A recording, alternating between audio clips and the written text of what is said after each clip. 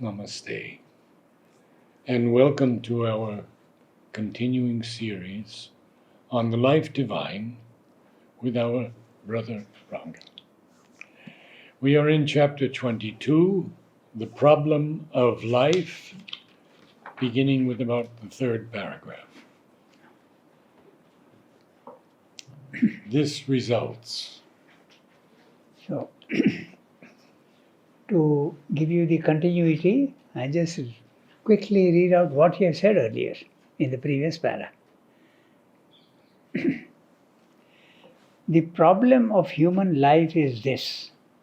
He is a mental being, somewhat aware that he is part of the universe.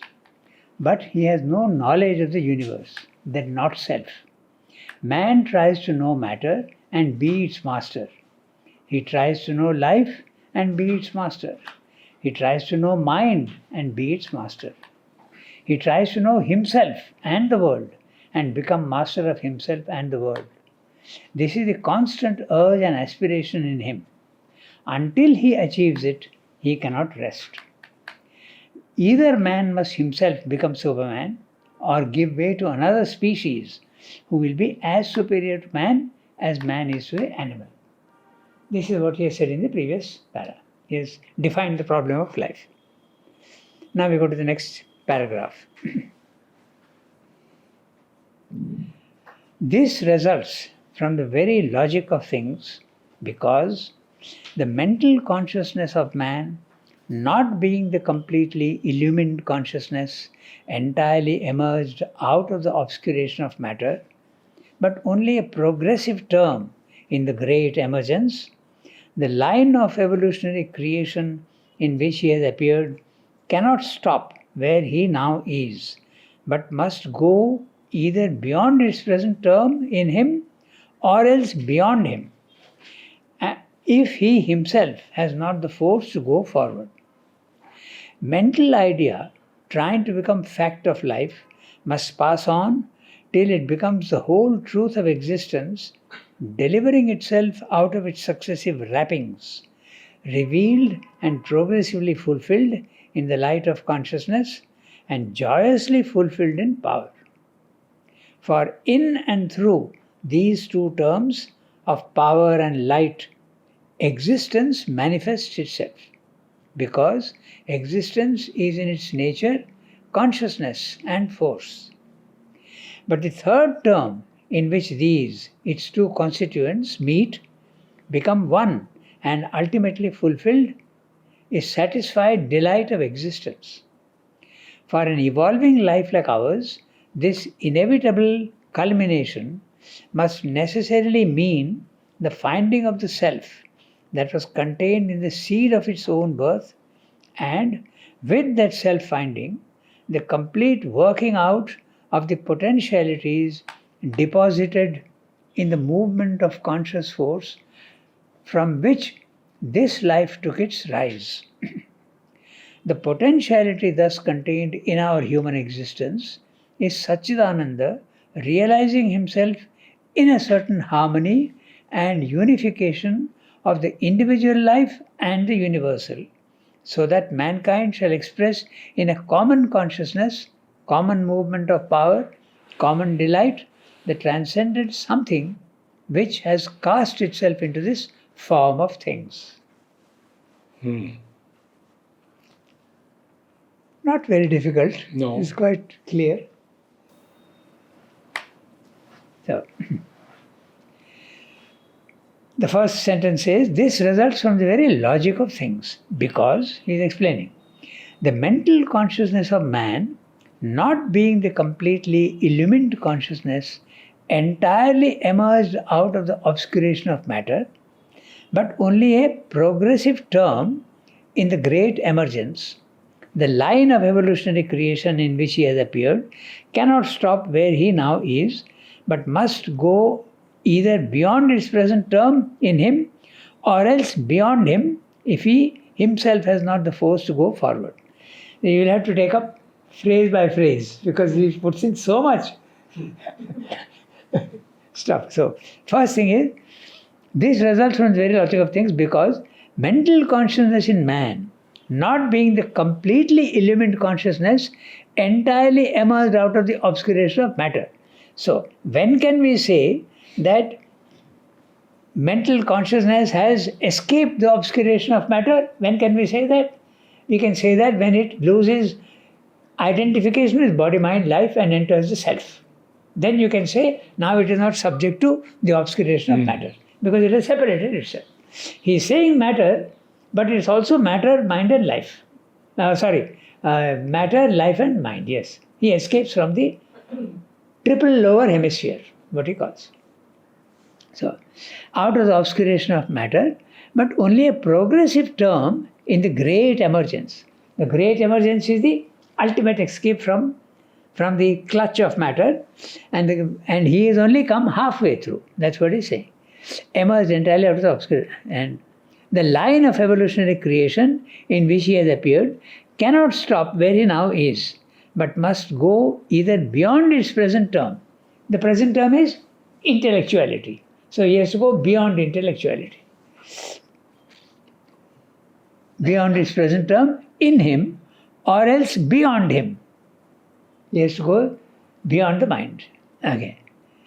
If he himself has not the force to go forward, he keeps repeating this in many places, that man has to change. If man cannot change, he will be replaced by another species.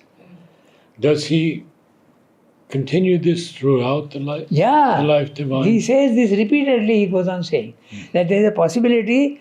I don't know exactly what he means. Does he mean that all mankind will disappear, or it will become a static species like cats and dogs? Does he mean that? Like you have some monkeys, and not some, you have an entire species of monkeys, and out of them some became men. Similarly, mankind will be there, but some will, or else the entire Homo sapiens will be wiped out and something else. That's what No, I'm but that's wondering. what he's. That's That's, it. that's the question he's posing. Yes, that's what I'm asking. Because in nature we have seen that the mastodon has disappeared, but the elephant remains. So like that, but so many other pterodactyl has disappeared. So is he saying that man will disappear, or that he will become a static species? Of course, at the end of Savitri, he speaks of the higher man lifting up the lower mass, and they evolve, not into the supramental. But then Mother, in the last years, says that she doesn't know if our present form is going to remain, going to continue. Yeah, but then she has also spoken of the overman. Yes, she has. And the overman is man evolved a little further. But there will be progressions from that. Of But course. some will not progress. So my question is, why does he keep repeating this possibility unless it's a real possibility? He says this in many places. Exactly. I suppose he's opening up the door for all possibilities. Could be like that. But anyway, finally Mother said that it will be man who will evolve. There will be an intermediary being. Man will first become like the yogis. They are far superior to us. But not the mass of man. Not mass, certainly not. But as far as the form is concerned, she had one experience in Algeria where she left all these, planes, and when she reached basically the border of the form and formless, so she saw this humanoid type form, and she said this is the most perfect form which has been created yet. So And she said it will remain, that but she didn't it, but say it at that will be in time. the subtle Yeah, physical. but there's only one experience mentioned by her of her new body in 72 in the agenda, in which the form is having the same shape as the human basic, form. yeah. It's a little different, but It's it's basically a without- human form. But without any man or woman in it. Yes. It's sex free Yeah. and There is another very interesting thing Broader also. shoulders and things like that. less, there won't be any regular digestive system. No. And there is another thing also that she has spoken about. And I used to think that it was somebody else, but now it's very clear in that book, Orwell, that book I have been reading. There it is mentioned clearly that Rijuta was the American lady who used to look after the correspondence with Americans. Okay? Yes, Yeah. yes, I knew her well. Yeah, you know her well. She passed away, of course, here by the side, my neighbor. And she says that when she was sitting there, behind her, she saw her psychic being larger than the body. And then she says that it could be this that will become the supramental body. So there are so many possibilities. We don't know exactly how it will work Which out. is why Sri Aurobindo cautions us not to leap ahead with our Yes. thought Yeah, there are too many possibilities. and wait. Yes. In fact, he says that many times. He says that don't be in a hurry, let the Superman decide for itself. Yes. Because the possibilities are infinite. It's not something linear. That's why. Okay, we go to the next sentence. The line of evolutionary creation in which he has appeared cannot stop where he now is, but must go either beyond its present term in him or else beyond him if he himself has not the force to go forward. Mental idea trying to become fact of life must pass on till it becomes the whole truth of existence, delivering itself out of its successive wrappings. So, which are the successive wrappings? Body, life and mind. These are the wrappings and he has to go beyond that. Revealed and progressively fulfilled in light of consciousness and joyously fulfilled in power. This is something that is very specific in Sri Aurobindo. He is not satisfied only with consciousness, but he wants also joy and power. Yes. This is something he goes on stressing. Why only have consciousness? It's only half the job done. Satchidanand, all. Yes, Satchidananda. He wants also, Chit Shakti Ananda. yes. And Mother says that the first sign of the supramental man will be power. Yeah. Has to be. How could it withstand the rest of the world? Yeah, it will need to protect itself. Exactly. Okay, so progressively fulfilled, joyously fulfilled in power. For in and through these two terms of power and light, existence manifests itself because existence is in its nature consciousness and force. But the third term in which its two constituents meet, become one and are ultimately fulfilled is satisfied delight of self-existence. So, Sat Chit Shakti Ananda. Existence is the substance which is manifesting. Consciousness is telling force to create the forms and come out and come down. But finally, it must be consciousness, force, and Delight. joy. And power, Yes. consciousness and force, yes, and also joy. Ananda must be there. Otherwise, Sri Aurobindo is not satisfied. Decap for delight. Yes, that's right. Satisfied delight. For an evolving life like ours, this inevitable culmination must necessarily mean the finding of the self that was contained in the seed of its own birth, and with that self-finding, the complete working out of the potentialities deposited in the movement of conscious force from which this life took its rise. So, we'll stop at this point. He is talking of the self. The self is, when you get the self, this he spent a lot of time on this. The self is when you make your mind silent, your consciousness rises, loses identification with body, mind, life, becomes immutable, infinite, featureless. But that's the only thing which is real. The rest of the world is unreal, and that is only reality. But it has no form, no shape, no color, nothing. Totally featureless. That's why it is ineffable. You can't speak about it. But that's the reality. That's the only reality. It's the stuff from which everything else comes out. That which is featureless creates all the features. That's the self. So you go to the self, and in the self also, all these things are there hidden. But when you are in the self, normally you get only a peace and a release, a freedom from the body, mind, life. But he wants not only peace, but he also wants power and joy. Go even higher up. And that, he's saying, is already there in seed form in the self. We read that sentence again. For in an evolving life like ours, this inevitable culmination must necessarily mean the finding of the self. That was contained in the seed of its own birth, and with that self-finding, the complete working out of the potentialities deposited in the movement of conscious force manifestation. Conscious force, when it moves, it creates a world. From which this life took its rise. Now that's another thing he's saying here. Sat becomes matter, Chit, conscious force, becomes life, Supermind becomes mind, Ananda becomes a psychic being. There is a correspondence. And because this correspondence is there, a divine life on earth is possible.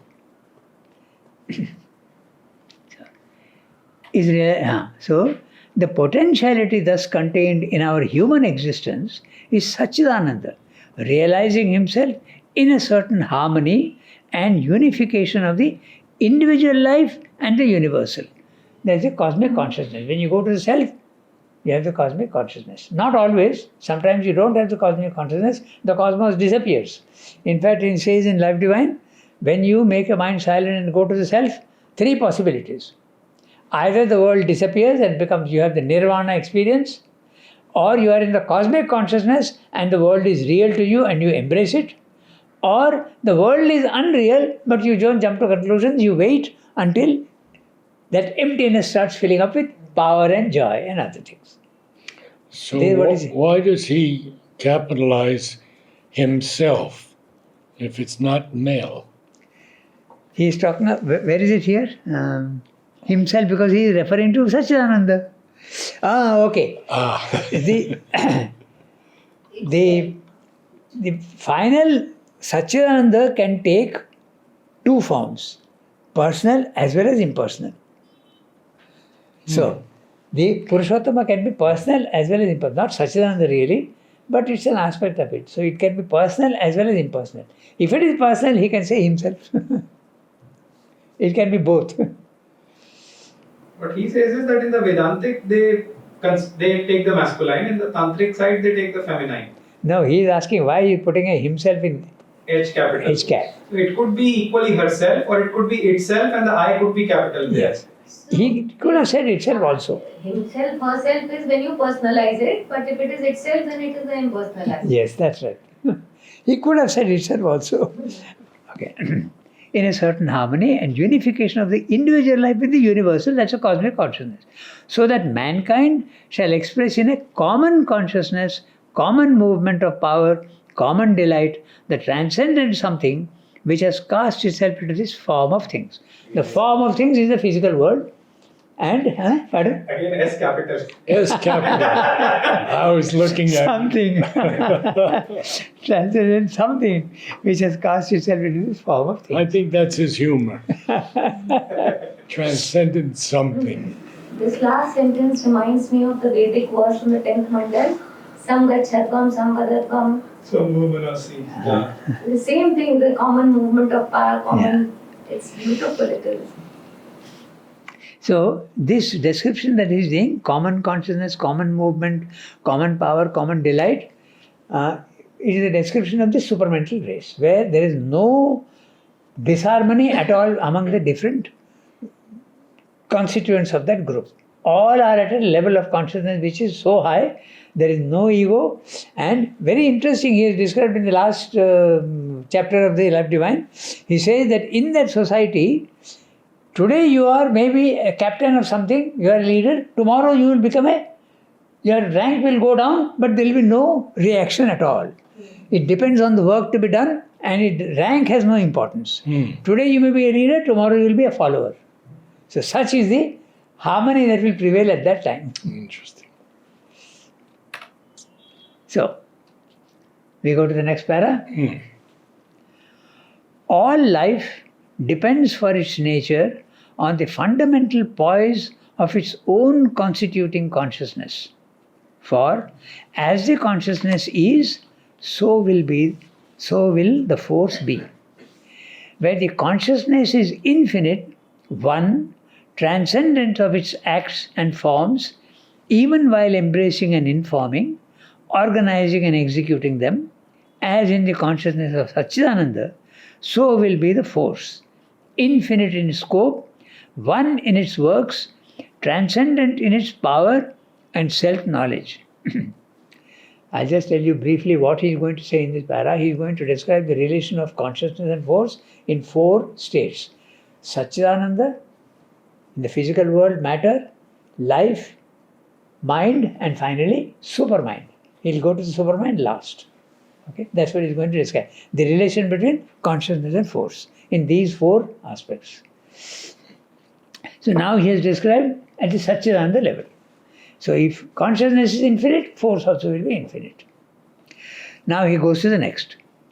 Where consciousness is like that of material nature, submerged, self-oblivious, driving along in the drift of its own force without seeming to know it, even though by the very nature of the eternal relation between the two terms, it really determines the drift which drives it, so will be the force.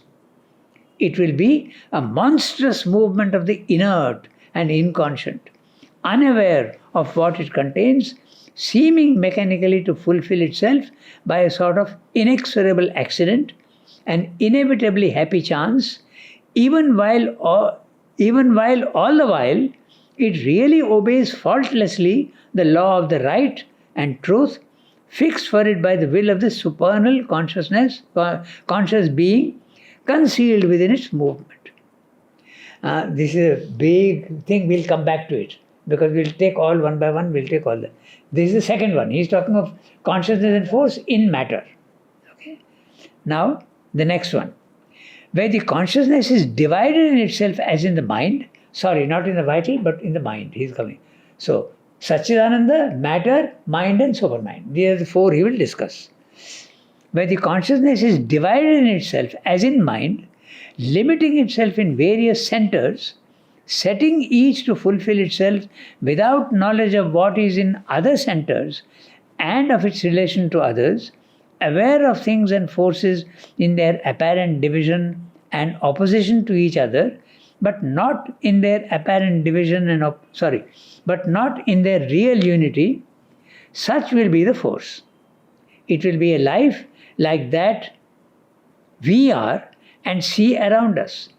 It will be a clash and intertwining of individual lives, seeking each its own fulfillment without knowing its relation to others, a conflict and difficult accommodation of divided and opposing or differing forces, and in the mentality, a mixing, a shock and wrestle, an insecure combination of divided and opposing or divergent ideas which cannot arrive at the knowledge of their necessity to each other or grasp their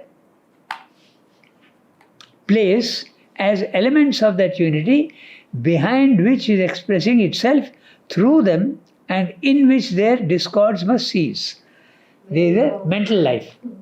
He is describing the mental life. Now, the last one.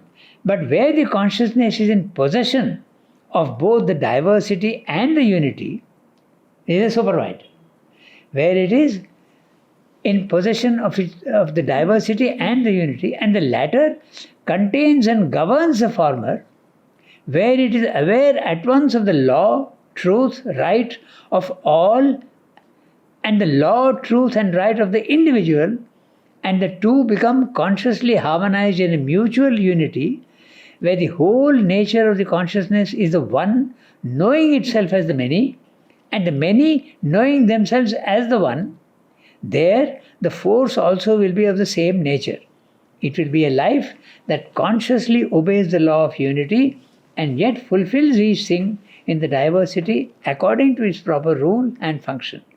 It will be a life in which all the individuals live at once in themselves and in each other as one conscious being in many souls, one power of consciousness in many minds, one joy of force working in many lives, one reality of delight fulfilling itself in many hearts and bodies.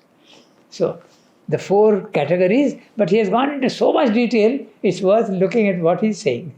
Okay?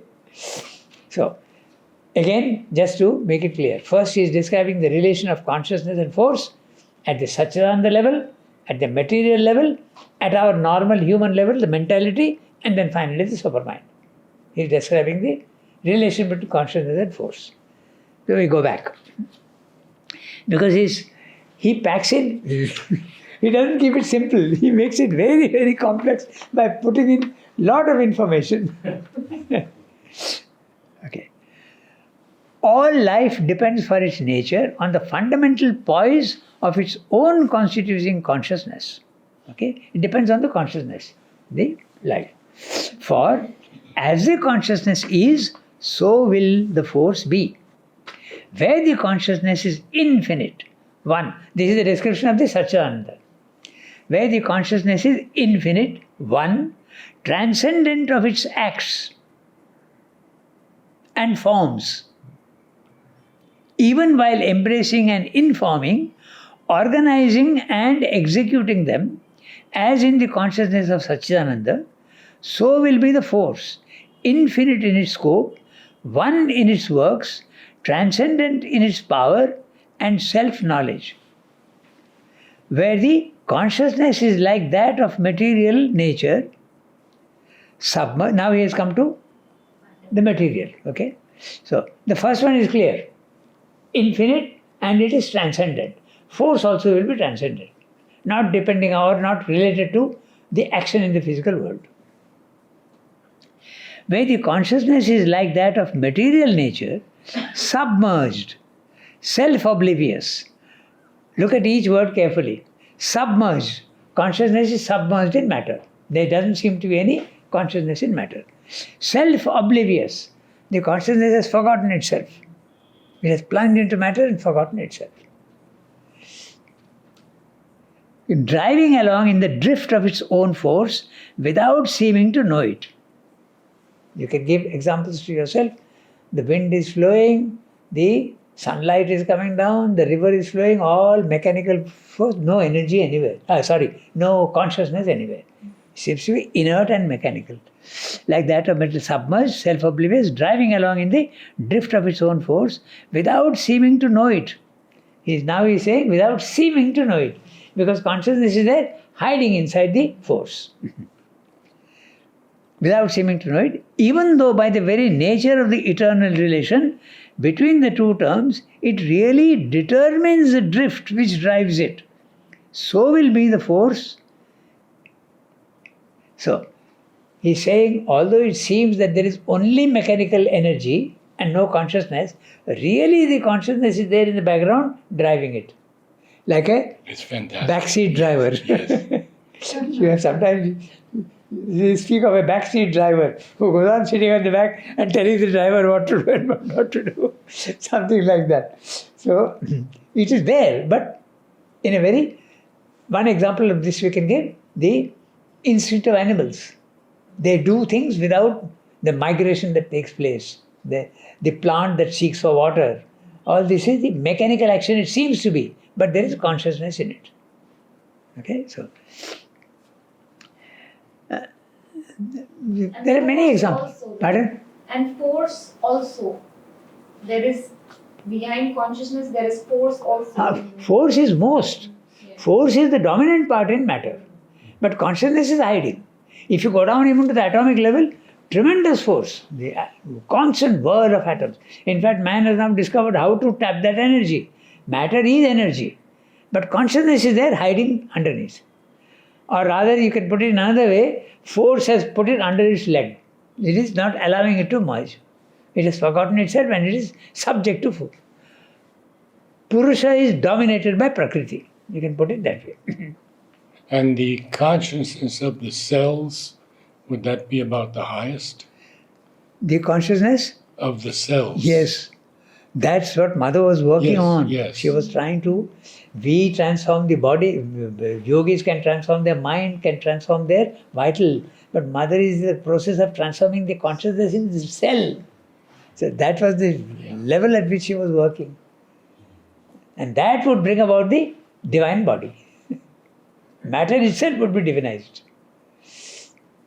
They're very interesting things, but that would go off the track. So when he says so will be the force, meaning in relation to consciousness, what is he trying to say? So will be the force, I think, without consciousness, inert and mechanical. He says submerged, self-oblivious. So will be the force. No, but then he says even though by the very nature of the eternal relation between the two terms, it really determines the drift which drives it, so will be the force. Yeah. It will be he's explaining, it will be a monstrous movement of the inert and inconscient. That's what he's saying. So both will Consciousness has hidden itself, force also will be inert and inconscient. Yeah, he puts a colon, he doesn't end the sentence. Yeah. Yeah. He's explaining. So will be the force, colon. Where is it gone? It will be a monstrous. Yeah. It will be a monstrous movement of the inert. You can picture to yourself the galaxies and the huge movement, constant movement, but inert. No consciousness anywhere, just mechanical energy. The earth also going around the sun. This is only a very minor thing, but if you think of all the galaxies and all the constellations, a tremendous amount of force, but unconscious. So this is at the material level. Okay. Then it will be a monstrous movement of the inert and inconscient, unaware of what it contains. Force is unaware of what it contains. What does it contain? Consciousness. It contains consciousness, but it is not Yes. aware of consciousness. Yes. So, unaware of where it's gone. What it contains, seeming mechanically to fulfill itself by a sort of inexorable accident. Everything seems to be an accident. That's what science also says, that it is chance mutation they speak of. Everything is chance. But actually there is no chance at all. Everything is logically, there is a law of causality that fixes. There is no chance to the cells. No accident also. And he uses seeming quite often. That's right, because it seems to be like that. Okay. So, seeming mechanically to fulfill itself by a sort of inexorable accident, and inevitably happy chance. You can consider it as an inexorable accident or an inevitably happy chance. It could be both. Okay. So what does he mean by really seeming to fulfill itself? So whatever is the purpose is achieved. The force is not absolutely random, chaotic. It's not. It achieves what it is intending to do. Take the sun, for instance. I'm just one idea has come to me. The sun, the tremendous amount of energy it is generating, but it warms the earth. There's a purpose to it. So it fulfills what it is intending to do. But that intention is behind hiding. That's what it seems to be saying. So, and also you can also think of the rivers that are flowing from the mountains, okay, mechanical energy, but it is giving life and it is sustaining. There is a logic to it. It sustains life everywhere. So that seems to be the purpose. It is fulfilling its purpose. I would think of it in that way. So, then we come to the next one, where the consciousness is divided in itself, our normal mental consciousness. we missed something. It Pardon? is inevitable happy chance, even okay. while all the while it really obeys faultlessly the law of the right and wrong. Yeah. So this is okay. We'll look into that. By the Even way, while all the while. obeys faultlessly the law of the right and truth fixed for it by the will of the supernal consciousness concealed within its movement. This you can see in the plant life, and you can see also in the animal life. There is all its movements seem to be mechanical, but there is a purpose to it. I love to give that example of the tree, which the roots are seeking water. Okay, it broke through a underground tank, concrete underground tank, and the roots went, and fine hair-like roots went into and was absorbing the water from there. Now, is this not consciousness? But it seems to be mechanical. So there is that. Obeying faultlessly, what's he saying? The law of Obeys right. faultlessly the law of the right and truth fixed for it by the will of the supernal consciousness concealed in the movement. But we can also say the same thing for less than plant, less. It can be for the, like you said, the river, even for the sun, Yes. even for the whirling of the Everywhere, solar everywhere. system, yeah. There is a purpose, and that purpose is hidden, not being. From behind, as I said, backseat driving, the consciousness is there. Okay? Now he comes to the next one, where the consciousness is divided in itself, as in mind, limiting itself in various centers. Which are these various centers? Human beings. But would he include animals also in it? I doubt. I don't think so. Only human beings.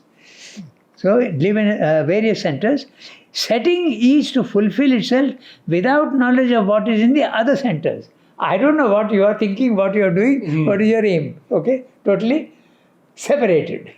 That's what he's saying. Without knowledge of what is in other centers and of its relation to others, aware of things and forces in their apparent division and opposition to each other. So, apparent division and opposition to each other, but not in their real unity, such will be the force. Again a colon. It will be a life like that we are and see around us. It will be a clash and intertwining of individual lives, seeking each his own fulfillment without knowing its relation to others, a conflict and difficult accommodation of divided and opposing and differing forces. Look at the way he has described. Three things. Divided, sometimes opposing, sometimes only differing. He covers all the cases. Divided and opposing or differing forces, and in the mentality, a mixing, a shock and wrestle, an insecure combination of divided and opposing or divergent ideas. Again the same thing. Divided and opposing, my ideas and your ideas may be opposing or diverge, not fighting with each other, but only divergent. Different but not fighting. Okay. Opposing in divergent ideas which cannot arrive at the knowledge of their necessity to each other. So I don't realize that your ideas and my ideas both are necessary to each other for the harmony of the higher level. That we don't realize. That can be realized only when you have the cosmic consciousness.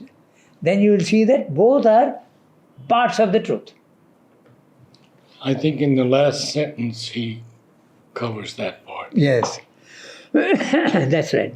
The knowledge of the necessity to each other or grasp their place as elements of that unity. That's right. So all differences of opinion, differences of action, all have elements in that unity. In fact, he says they are complementary aspects and not oppositions. They are complementary aspects. Behind which is expressing itself through them, behind which is expressing itself through them, and in which their discords must cease. So, finally, when you go to the next level of mind, then that discords will cease there. That unity is there, but is expressing itself in this way. And yet the whole is not the sum of the parts. Now, it is more than the sum of the parts. That's right. And this idea of complementary, Yes. that means there shouldn't be any arguments amongst us. There won't be, yeah, that's right. There can be difference of opinion, but no arguments. In fact, in the supramental race, in the last chapter in Life Divine, he says that. He says, difference can surely be there. You can think of one thing and I can think of another thing, difference, but there will be no clash. It will be a harmonious, different aspects of the same thing.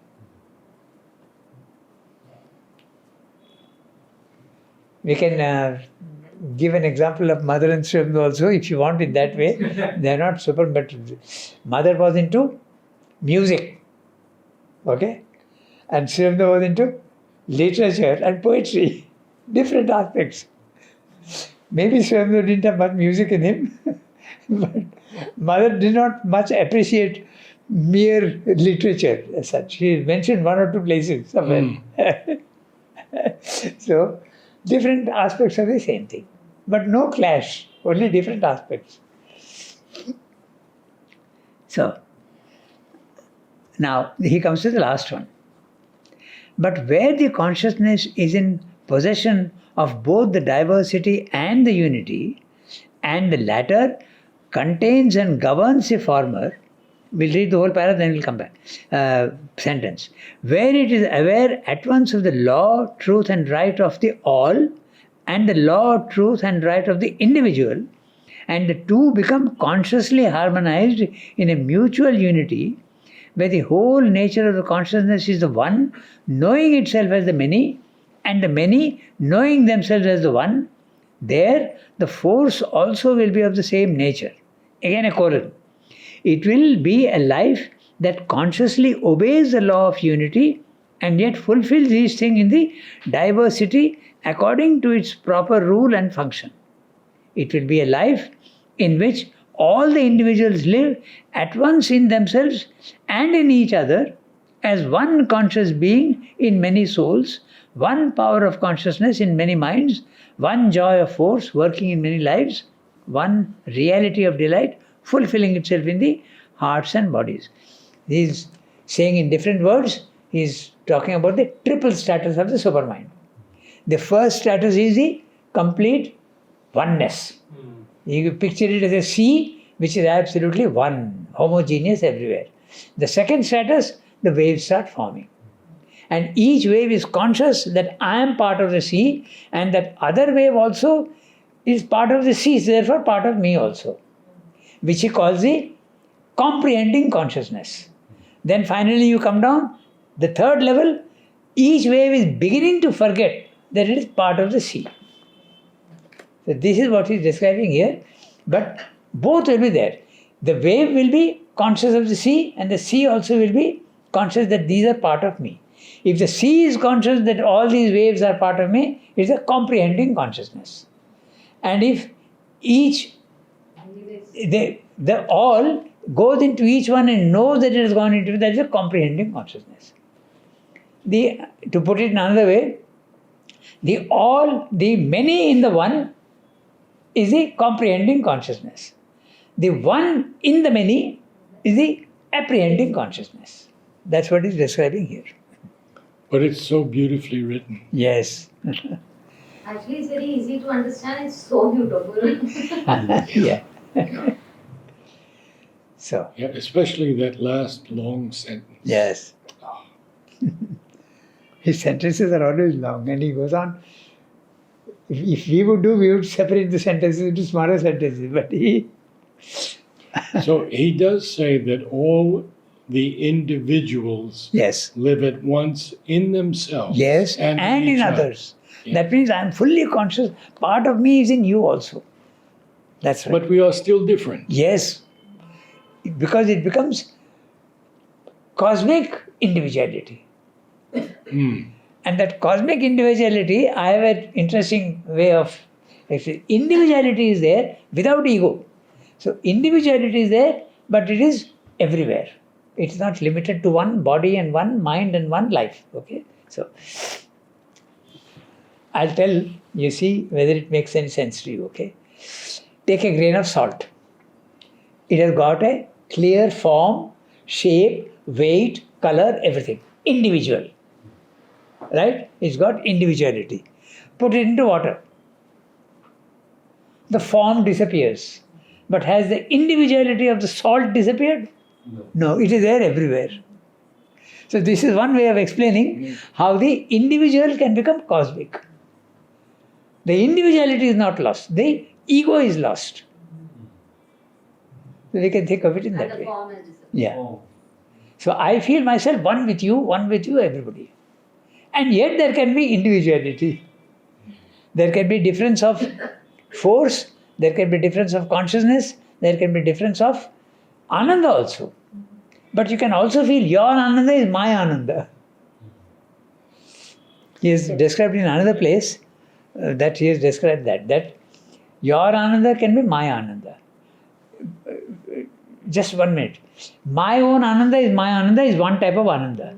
Your Ananda is my Ananda, that is another type. I feel that your Ananda is my Ananda. Third type, your Ananda, the Ananda of the relation between you two is also my Ananda. He has described that somewhere else. So much of cosmicity. So this is the description he is giving of the supramental world.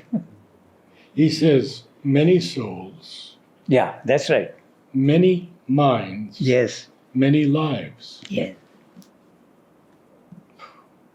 Many minds, many lives, and and many hearts and bodies, but all in perfect harmony, no difference at all. So this would be the culmination of the problem of life. So in the next paragraph, he is actually summing up whatever he has said. So that's a very short one. We can do that tomorrow.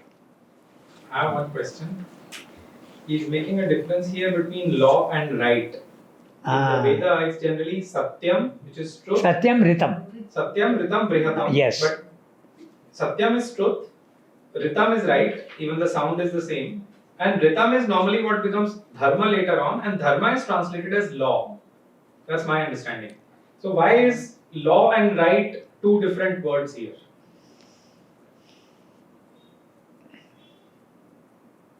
Law is clear. No? The causality. If one thing linked to another one, that's the law. That is clear. This will produce this, this will produce this, this will produce this. There's an order in which there's no chaos. That's what I mean by law. Okay? But right, if you oppose it to wrong, maybe you will get some idea of what that right is.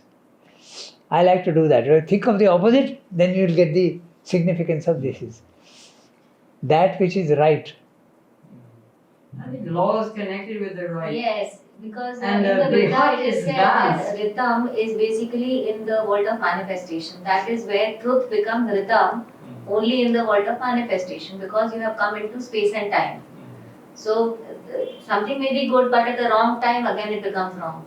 Something may be in the right time, but it is the wrong act, it becomes wrong. So it is in terms of time and space, Sati becomes Ritam. Because Dharma is Ritam, but Brihat is the vastness, as I understand. Yeah, vastness. Ritam. Brihat is the Brihat. infinite, Brihat vastness. is the vastness. I don't think it's connected to Dharma. Okay. Thank you, Ranga.